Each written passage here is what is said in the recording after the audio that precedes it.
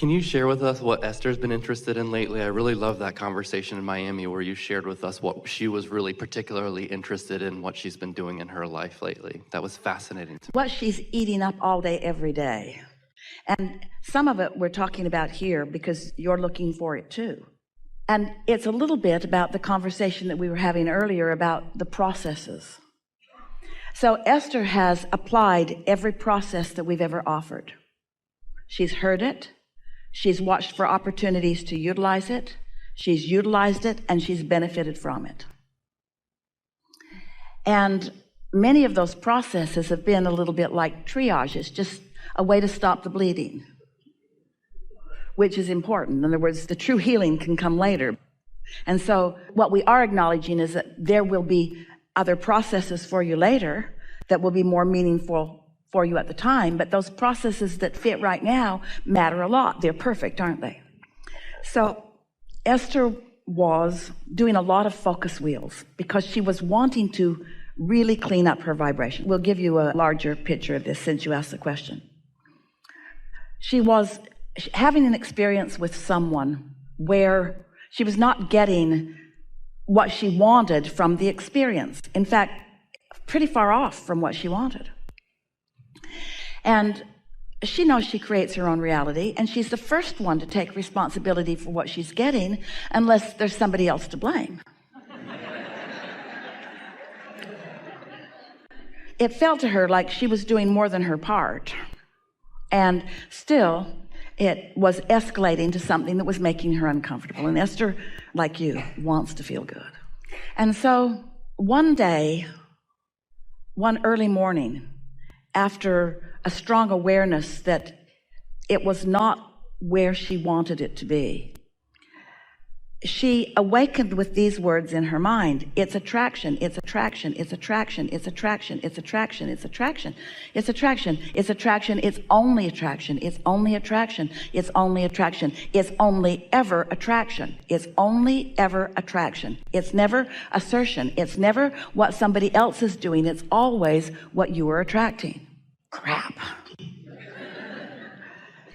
I know that, she says, I know that. So that set her off on a determination to use every process that she'd ever learned from us to make sure that her vibration was in the place that would attract what she wanted for the sake of everyone involved in this co-creation. And it was hard work because it was going back for Esther. It was retracing her steps through things she'd already moved through. It was like treating an understanding that she used to need that she no longer needs. So even in applying a process that at one time served her, the tourniquet that stopped the bleeding, now it's time to take the tourniquet off and allow the real healing to begin. Bulky analogy, we know, but you get what we're talking about, yes? So after a whole lot of focus wheels, she was exhausted. You know what a focus wheel is? Just deciding what you want, recognizing you're not where you want to be, focusing on what you want, and then writing everything that makes you feel like what you want until you sort of shore that up. Well, she shored it up and shored it up and shored it up and shored it up and shored it up until she hated the world. It was like she needed a higher power. It's like she needed a stronger power. She was reaching for something more than that technique, which she had used effectively on less challenging or less important matters. But now her life has parlayed her into a stronger desire, and it required a utilization of all that she knows and going beyond what she had currently known and currently applied. That's why each one of you is here now. This is not a forum where we just regurgitate stuff that we've been talking about forever. This is a forum where new you, comes to this, new this, and together we find new understanding about how it all fits together, yes?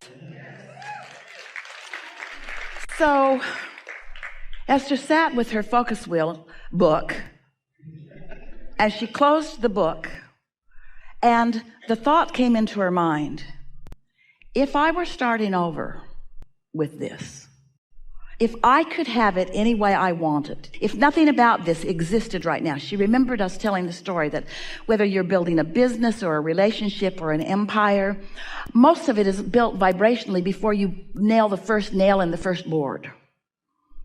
And so those thoughts were kind of wafting through her mind. And she thought, if I could have it just the way I want it, there's nothing in existence now except my knowledge of what does work and what I do want. And then right on the heels of that thought, because momentum is like that and clarity is like that, if I could have it any way I want it, the thought was, since I can have it any way that I want it, how do I want it? Since I can have it any way that I want it, how do I want it? And for Esther, the best way she could describe it is it felt like she went through a portal where nothing that ever was applied, a portal that allowed her the empowerment that is truly her. And for a moment, she just caught a glimpse of what it's like to command. That's really good. To command of the universe what I now want from where I now stand, since I can have it any way I want it. And the feeling of it, the contrast of the difference between struggling with the focus wheels of trying to clean up some stuff and getting out ahead of it. This is what we mean by getting out ahead of it. By getting out ahead of it and just knowing, what is it that you know? You are an extension of source energy. You are a creator who gets to create anything that you choose. You are liquid love. You are worthy beyond anyone's ability to describe you. You are in possession of the energy that creates worlds, and you get to point it in whatever direction you have identified as important to you. And this portal opened for Esther. It lasted less than 10 seconds. Less than 10 seconds. But it was euphoria and an empowerment, and she was all alone. And once she came down from it a little bit, what she wrote on her paper that she had opened in front of her was, I've heard Abraham say this so many times, but I never personally understood it in the way that I do right now. One who's connected to source is more powerful than millions who are not. And for just a moment, she caught a glimpse of her true power. True power. That's what we're talking to all of you about. Oh, yeah, there's lots you can do. And we love it when you know you're not in a good place and you apply a process and feel better. That's all good. We're not trying to talk you out of any of that. We just want you to know, yeah, there's lots of vehicles, but there is something that you are, you and you. There's a you that you are. You have been becoming. You've been in the state of becoming long before you knew yourself in this physical body. And that you is powerful and loving and knowing and confident and clear-minded and happy and eager and capable and willing and observant and desirous and adoring you, and has access to everything that matters about everything, and will point it to you in a way that you can receive it, because that you understands what your points of resistance are and will guide you around it. Ooh.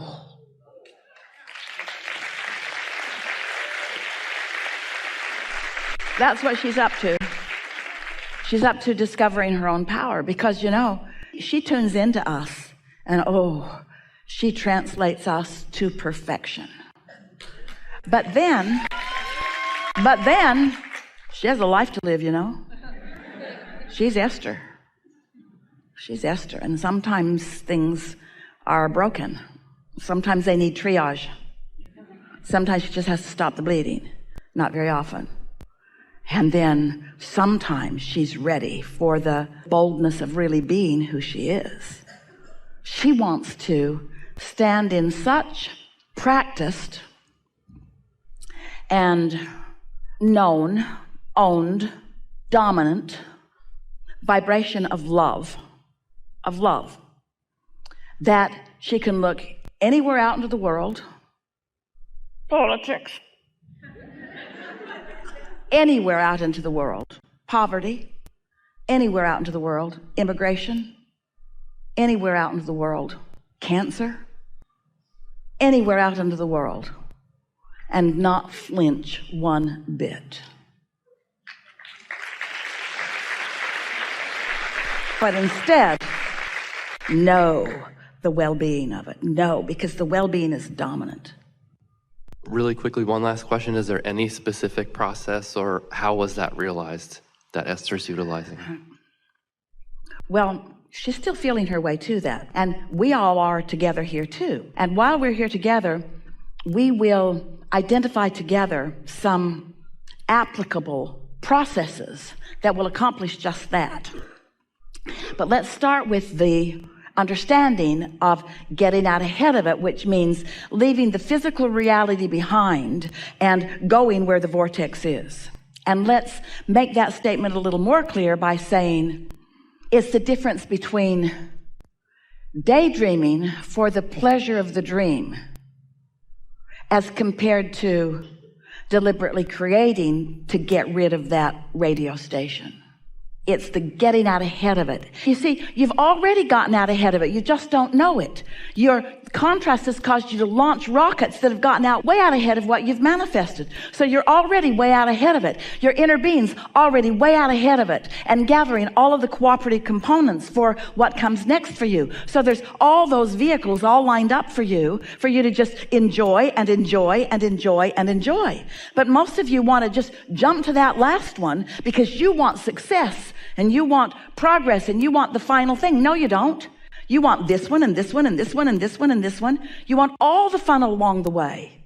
You want all the deliciousness. And so it's anything and everything that you can think of doing that causes you to feel satisfaction in this moment, which means some deliberately navigating of yourself through life. You got somebody who is always hard to feel good around.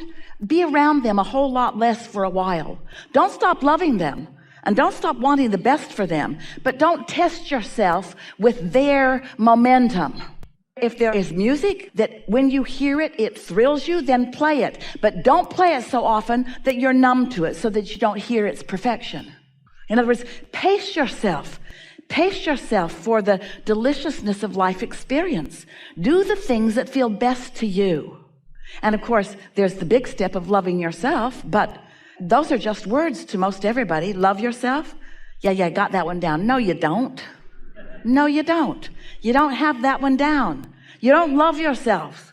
You don't love yourselves the way your inner being is loving you. You want to, but you got to practice that. You got to look for opportunities for that.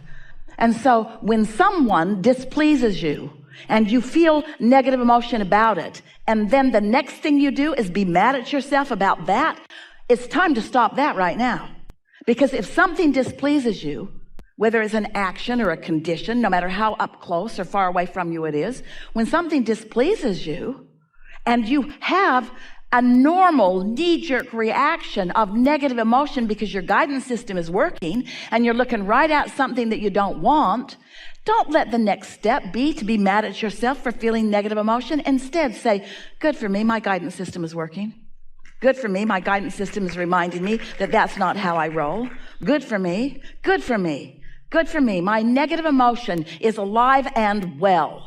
My negative emotion is alive and well and good for me. Good for me. Be proud of your utilization of your emotional guidance system. I'm going to find a way to feel negative emotion and like it. Wait. I'm going to find a way to feel negative emotion and not turn it back on myself. Wait. I'm going to find a way to feel negative emotion and not turn it on myself or on anyone else. But if I have to turn it on someone, it's going to be you, not me. It's a better choice. It's a better choice. I'm going to work on that. I'm not going to get after myself. I'm not going to look for perfection because I'm never going to be perfect because there's always going to be something more. I'm going to do my best to accept that right now. I'm expanding. Are you done? No. Not ever going to be done. Isn't that worrisome? No. That's the best news ever. Helpful?